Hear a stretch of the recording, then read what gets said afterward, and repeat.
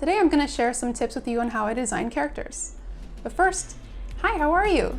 How was your weekend? I tried to teach my kid how to ride a bicycle, and then I bought a couple plants. Despite my best efforts, one of them has since died, but the other is doing well. Here's what I've got so far in terms of designing Birdie's mom. Birdie is the main character in my short film, and the mom is one of the characters that just didn't get designed yet. This is the attempt I made once upon a time to pin down the mom's look, but I feel it is just incomplete and should be considered a concept exploration. Before I get into character design, I'm gonna crack open my copy of Human Anatomy for Artists and do a quick study of some muscles. It's all too easy to get rusty on the basics if you don't refresh yourself on them. When I start to design, I try to sketch the feeling of the character. In this case, I'm exploring the posture and general sizes and shapes of the body. I write out notes as I think of them so I don't forget my thought process. This character is a single mom.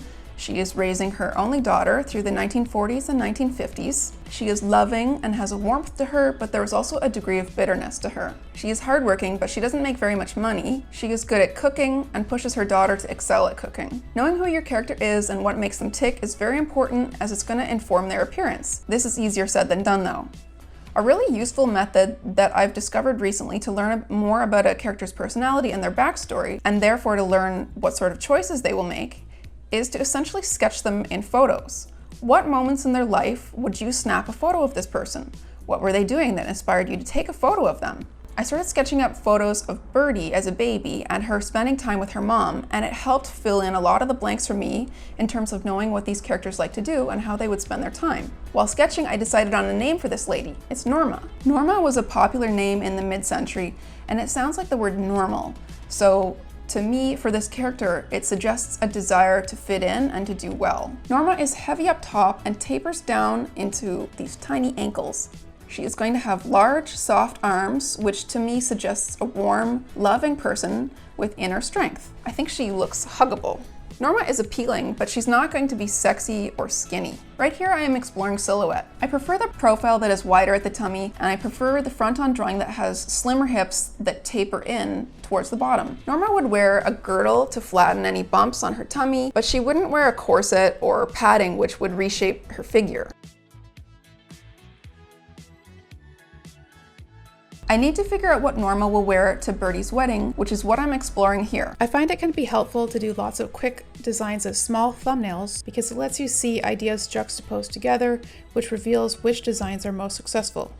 These 7 thumbnails are of Norma in a front-facing pose with various 1950s style outfits that would be acceptable mother of the bride attire. The methods I use here to refine the design of this character are just a few ways to approach design, and they are relevant when thinking about any character design. I will recap the methods I use in the comments for reference. The drawing of Norma wearing a nice suit that does not nip in at the waist complements all the concepts that I'm shooting for, so that one is the winner. I realized that I drew Norma's boobs way too up in the air. I want them to have a much more natural quality that matches the rest of her look. Shapes that collect at the bottom and that droop down a little bit like a raindrop are what I'm shooting for. So at this point I felt I'd drawn enough for the day and I went to bed, and as I was laying in bed I got out my phone and I did a little doodle of what Norma looked like to me in my memory, like all the details that I had considered throughout the design process. And I'll show you the little phone doodle that I came up with. So it's this. And I felt happier with this. This is zoomed in. This is like a tiny little drawing that I did on my phone. And I felt happier with what this looked like than any of the designs that I'd come up with prior. It really had the shapes that I was going for. And in fact, I think she's bigger in this drawing than she was in some of my other designs, like a little wider at the waist. So I just about traced this drawing. And so this is what I came up with. I feel that this is pretty final. It's still a little rough, but I'm pretty happy with this. I think that was a really kind of a bizarre way to design a character. I don't know if that's a good technique. I'm gonna try it again, in which I work for a time thinking about the details that I want in my character and then walk away from my desk and try to draw it from memory. And I think it might be a good way to just loosen up a little bit and get some of the key details that you want to be there And then I was able to come back to my computer and clean it up. So I gave her these socks, and this is kind of a historical detail because I want this character at this age in this outfit. This is for a part of my film, and it's going to be while World War II is still going on. And at that time, women were asked to donate their old silk stockings and nylon stockings to help the war effort. So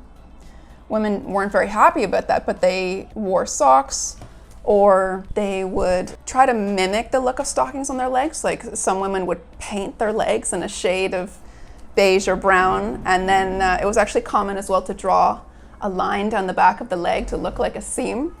So because she's wearing this outfit while she's gardening, I think it would be pretty impractical for her to paint her legs while gardening. I think the socks is probably a really good choice. And I deliberately made the shoes simple. It's going to be quite a bit easier to animate than something with laces and buckles. But besides that, I think it's really appropriate. Like, I don't think that that someone is going to be gardening in their best shoes. I think she's going to be very practical and frugal at this time in her life. So the shoes and the outfit really reflect that. You can actually see this little note here that says girdle. That's what women were wearing at the time, was girdles to flatten their tummy. Oh, and I put this little note that says flat butt, which I love that. I just think it suits her character. I wanted her to be really wide on the top half and then taper in and then have the skinny ankles. I was gonna say it's an inverted hourglass, but it really is not. It's really more like just a triangle. The most simplified shape version of her is gonna be like that. And I really like thinking about the simplest form of a character. If you were gonna put even a little bit more detail, you could add maybe twice as many lines. So there's this super simple version, and then there's a slightly more complex version. And I find it very helpful to think in breaking down the shapes of a character into the simplest form it can be with just lines. I want her to be really round. There's also still quite a bit of angular shapes in here. I think angular shapes are kind of like, I just can't help myself. I really love thinking that way. There certainly are some really cute looking girls in my film, like Birdie and Babette definitely are very cute, and Babette's pretty sexy. And while designs like that are a lot of fun, and we all like to look at those, I also get tired of seeing just cute and sexy girls. Like if you open up Instagram, it's a large portion of what you're gonna see if you're looking at art accounts or influencer accounts. And I am really interested in seeing some variety, some more types of characters.